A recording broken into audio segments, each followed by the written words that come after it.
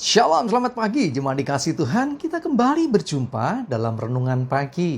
Mari pagi ini saya mengajak kita semua kembali merenungkan firman Tuhan. Sebab oleh firman Tuhan kita diteguhkan, kita dikuatkan dalam iman dan pengharapan. Sebab firman Tuhan juga adalah sumber kekuatan sekaligus juga yang akan menuntun dan menerangi langkah hidup kita.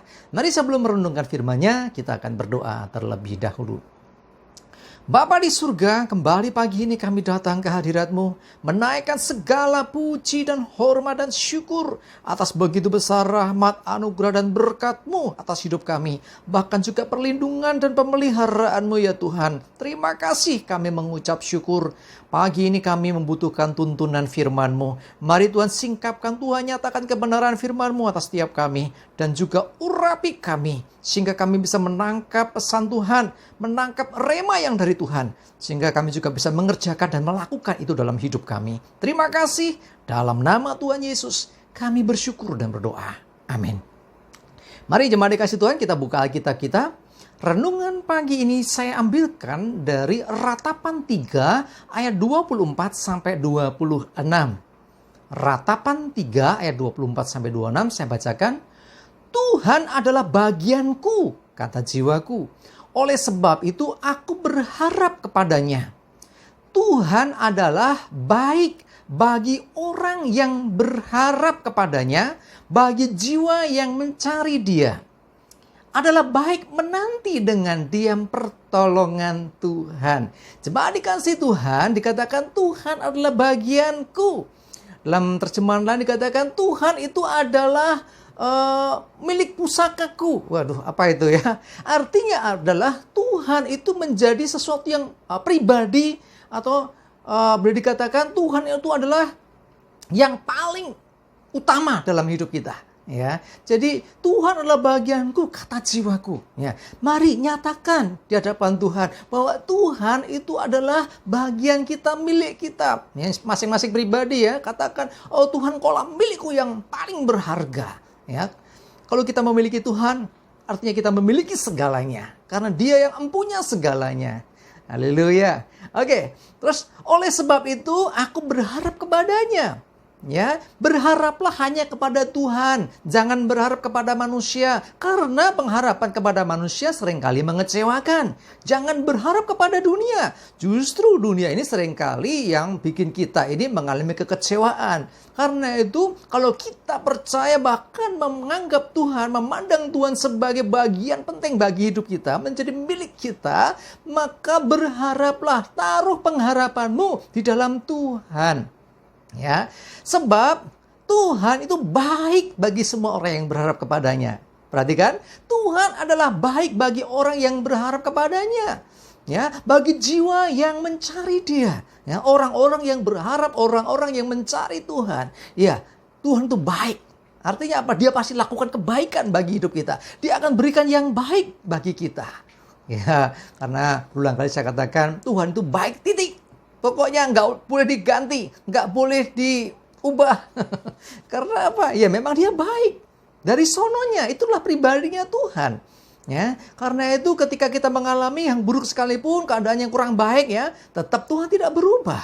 Ya, itulah berarti kita menaruh harapan dalam Tuhan. Itu berarti kita sungguh-sungguh mengandalkan Tuhan. Kita mau terus cari Tuhan dan bukan yang lain. Ya, jadi kita mengutamakan Tuhan dalam segala hal. Ya, terus firman-Nya berkata, adalah baik menanti dengan diam pertolongan Tuhan. Engkau yang berdoa mohon pertolongan Tuhan.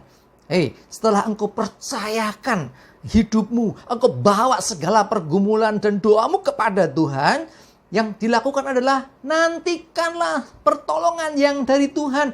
Ya, dengan diam artinya bukan diam gak ngapa-ngapain. Ya, diam artinya dengan menanti, mendengarkan apa kata Tuhan, apa instruksi Tuhan. Kalau memang kita suruh diam saja nggak ngapa-ngapain, ya sudah. Ya, kita akan lihat bagaimana tangan Tuhan bekerja. Mujizat bisa terjadi. Tapi kadang-kadang Tuhan juga suruh kita lakukan sesuatu untuk Dia buat mujizat itu. Dengan melakukan apa yang jadi bagian kita yang ditentukan Tuhan, maka sesungguhnya pertolongan Tuhan itu akan terjadi. Ya, kadang-kadang disuruh Tuhan, pergi ke sana. Ternyata di sana tolong Tuhan. Contoh ya, Elia. Ya, pada waktu kemarau atau panas berkepanjangan, Dia nggak tahu lagi mesti gimana. Tuhan suruh pergi ke Sungai Kerit. Loh, kenapa mesti pergi ke Sungai Kerit? Bukankah di tempat dia berada sebelumnya pun sesungguhnya Tuhan bisa menolong? Bisa. Tapi Tuhan mau dia pergi.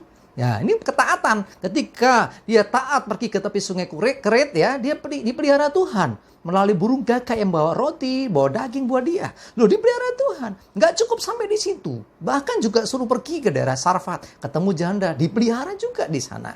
Ya, artinya adalah apa? Sesungguhnya kita perlu dulu diam menantikan pertolongan Tuhan. Nah, diam ini dalam arti jangan kita melangkah sendiri semau kita. Jangan kita berjalan dulu, bertindak dulu menurut kita baik. Padahal belum tentu baik. Ya, belajar menantikan Tuhan, pertolongan Tuhan. Kalau Tuhan perintahkan, baru kita melangkah. Kalau suruh kita diam, ya diam. Itulah namanya kita ketaatan. Ya, yang dimaksud dengan dia menantikan pertolongan Tuhan, artinya kita mengandalkan Dia, bukan kekuatan kita. Ya, tetapi ketika Tuhan suruh kita lakukan sesuatu, kita lakukan. Itulah ya, maka kita akan mengalami pertolongannya. Jemaat dikasih Tuhan, ayo jadikan Tuhan itu bagian dari hidupmu, yang terutama dalam hidupmu. Dan taruh harapanmu kepada Tuhan, taruh harapanmu di dalam Tuhan, dan selalu andalkan Tuhan, selalu cari Tuhan setiap waktu, dan nantikanlah Tuhan. Maka Dia akan menolong engkau, Dia akan bikin mujizat dalam hidupmu, Dia akan lakukan segala sesuatu. Tetapi ingat, kalau Tuhan perintahkan lakukan, baru engkau lakukan sesuatu. Ya, jangan bantu Tuhan. Ingat, kita tidak perlu membantu Tuhan, tetapi biarlah justru kita dibantu Tuhan. Ya, kalau Tuhan suruh kita lakukan sesuatu itu bukan kok kita mau nolong Tuhan, bantu Tuhan, tidak. Ya, seringkali Tuhan suruh kita melakukan sesuatu, itu adalah Tuhan mau lihat ketaatan kita terhadap firman-Nya. Apakah kita taat dan mengandalkan Dia? Orang-orang yang taat, yang menanti-nantikan Tuhan, yang berharap kepada Tuhan, dia akan mengikuti perintah Tuhan. Dan kita percaya, pasti pertolongannya datang. Mujizat bisa terjadi atas hidup kita ketika kita taat kepada Tuhan. Nantikanlah Tuhan dengan diam. Nantikanlah Dia dengan sepenuh hati menunggu jawaban Tuhan. Ya, adalah baik menanti dengan diam pertolongan Tuhan. Artinya kita sungguh hanya mengandalkan Tuhan, menunggu apa yang Tuhan perintahkan, dan menunggu kuasa Tuhan terjadi atas hidup kita. Amin. Kita berdoa. Terima kasih Tuhan, kami bersyukur biar firman-Mu meneguhkan kami. Engkaulah bagian kami Tuhan. Engkaulah segalanya bagi hidup kami. Biarlah kami menaruh harapan kami kepada Tuhan. Dan senantiasa menanti-nantikan Tuhan. Mencari Tuhan. Dan kami percaya pertolongan-Mu tidak pernah terlambat terjadi atas hidup kami. Tangan-Mu tidak kurang panjang dan pendengaran-Mu tidak kurang tajam mendengar setiap seruan kami. Dan kami percaya Engkau bertindak menurut waktu dan cara-Mu. Dan kami percayakan hidup kami senantiasa dalam pimpinanmu. Hari ini Tuhan, sertai hidup kami apa yang kami kerjakan.